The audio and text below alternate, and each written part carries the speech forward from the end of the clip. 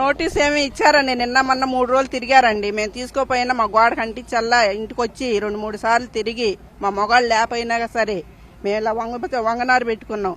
ఈ పంటని నష్టం చేసేసారు.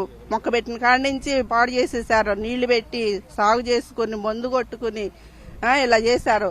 అదేమంటే మేము చేలో ఇద్దరు ఉండంగానే మా ఆయన్ని నన్ను పట్టుకుని ఇక పోలీసులు వీళ్ళందరూ మొత్తం కుక్కలేని తీసుకొచ్చి ఇచ్చేసారు. మాకు ఈ పంట నష్టం ఎవరెత్తారు, మా చేను ఎలా అమ్ముకోవాలి, ఏంటి మా పరిష్కారం ఏంటి చెప్పండి మీరు. అడగలేదా ఎందుకు దౌర్జన్యంగా చేస్తున్నారని? అడిగితే మమ్మల్ని పట్టేసుకున్నారుగా పోలీసులు.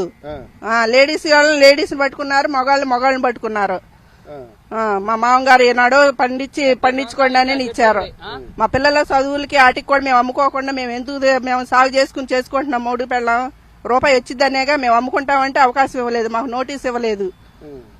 నోటీస్ ఇవ్వకపోయాక మళ్ళీ కుక్కలేను క్రేన్లు వచ్చేసి ఇలా చేనంతా పాడు చేశారు. ఎన్ని ఎకరాలమ్మా మీది? ఎకరం పొలం అండి మొత్తం.